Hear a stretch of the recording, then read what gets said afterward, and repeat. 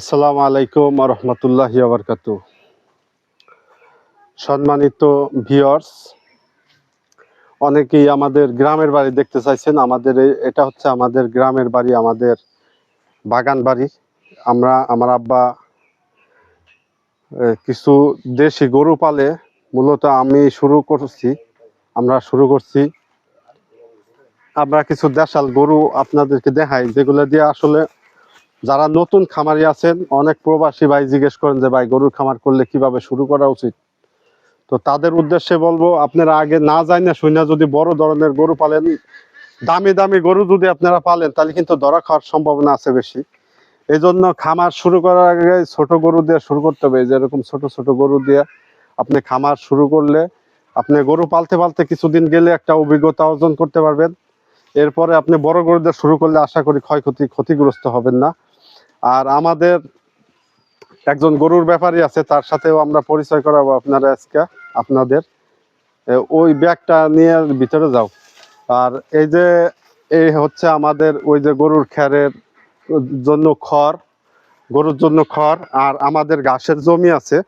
আর গরু পালন করতে গেলে অবশ্যই কিন্তু আপনার এই যে ঘাস, এই যে ভ্যান ভরে এই যে গরুর জন্য ঘাস আইনে রাখছি, এই যে নেপিয়ার, এই যে আপনার এই যে ঘাস দেখতেই তো পাচ্ছেন, ঘাস।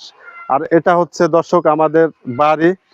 আমরা আপনাদের আগেও বলছি, এখনো বলি, আমরা মধ্যবিত্ত ফ্যামিলি। আমার বাবা একজন কৃষক, আমি একজন কৃষকের সন্তান। সেই সুবাদে দীর্ঘ 6-7 বছর যাবৎ গাজীপুরে একটা টেক্সটাইলে চাকরির পাশাপাশি ওই জায়গায় কিছু জমি লিজ নিয়ে করছি। এরপরে মানিকগঞ্জে এক প্রবাসী ভাইয়ের জমি লিজ নিয়ে প্রজেক্ট করছি। বাংলাদেশের 64টা জেলায় আমাদের চারা গেছে।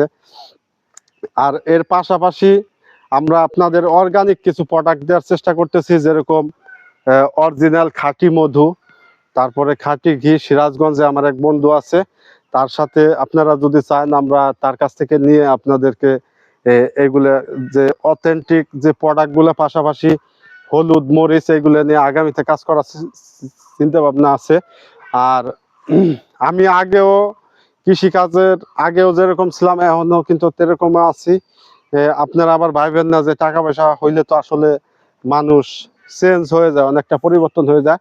আমি প্রত্যেকটা ঈদ আমি দেশে 5-6 দিন থাকি। আমার আব্বা আম্মার সাথে আমি ঈদ করার চেষ্টা করি। এটাই হচ্ছে আমাদের কাঙ্ক্ষিত বাড়ি। এটা হচ্ছে আমার দাদার বাড়ি। আমার দাদা গত বছর ইন্তেকাল করছে। ওই যে তার বাড়ি, এটাও বাগান বাড়ি। এখন আমার এই দাদা বাড়িতে কেউ থাকে না। এই ঘর আমার চাচা, যিনি একজন সেনা কর্মকর্তা ছিলেন, এখন আবার রিটায়ার্ড হয়ে আবার পুলিশের জব করে, জেলখানায় চাকরি করে। সেই সুবাদে আমার এই চাচা, ছোট চাচা, এটা ওনার বাড়ি। ওনারা কিন্তু এখন আর এই বাড়িতে থাকে না। আপনাদের একটু দেখাই। এটা হচ্ছে আমাদের বাড়ি। আমার আব্বা আম্মা এই বাড়িতে বসবাস করে। হ্যাঁ, আমাদের বাড়িটা কিন্তু প্রায় অনেক বিশাল বড় বাড়ি। আপনার এই বাগান বাড়িটা আমাদের প্রায় 15-20 বিঘা নিয়ে, 15-20 বিঘা, 20-22 বিঘার উপরে আছে আমাদের এই বাড়ির এরিয়াটা। আমরা এখানে ইচ্ছা করলে বড় আকারে যাতে খামার করতে পারি, মূলত এই বিষয়ে আপনাদের সাথে পরামর্শ চাই। এখানে যে আমরা দেখতেছেন কিছু দেশি গরু দিয়ে শুরু করছি। এখানে বড় আকারে আমরা ব্যাপক আকারে একটা বড় ঘর দিব, খামার শুরু করব। আর এটা হচ্ছে আমার চাচার বাড়ি। এই বাড়িতে কেউ এখন আর বসবাস করে না। আমার দাদা মারা যাওয়ার পরে গত বছর আমার দাদা এবং আমার ফুফু ব্লাড ক্যান্সারে আক্রান্ত হয়ে মারা যাওয়ার পরে আর এই বাড়িতে কেউ বসবাস করে না। আমার চাচারা শহরে থাকে। আর আমরা আপনারা দেখেন, সত্যের পথে থাকলে যে মানুষ কত কিছু করতে পারে, এটা তার নজির। এটা আমারে দেখলে আপনারা বুঝতে পারবেন। আমি কিন্তু শূন্য হাত নিয়ে ব্যবসা শুরু করছি। এই যে লতিরাজ কচুর পাশাপাশি কচু চাষ করে আমার মনে হয় যে বাংলাদেশের ভিতরে এরকম কোনো নজির নাই যারা জমি টমি কিনছে। আবার আল্লাহ তালাই কিনাইছে। এই যে আমাদের গরুর খামারটা আপনাদের দেখাই। আমরা অল্প ছোটখাটো গরু দিয়ে শুরু করছি আমরা। এই হ্যাঁ, এই যে আমরা এখন আপনাদের সাথে পরিচয় করাবো, এই যে আমাদের যে আইরে গরুটা, বাছুর। এর এর আম্মারে আমরা এই যে গত 2 দিন আগে কুরবানি দিয়ে দিছি আল্লাহর নামে। এ, এ, আমাদের 4টা গরু ছিল, আর আমাদের এই যে এই দেশাল ক্রস এই গাভীটি এখন প্রেগনেন্ট। অল্প কিছুদিন যাবত এটার বাছুর হয়েছিল, মারা গেছে। আল্লাহ তাআলার ইচ্ছা, এটা যা খুশি আল্লাহ তাআলার মাল আল্লাহ তাআলা নিয়ে গেছে।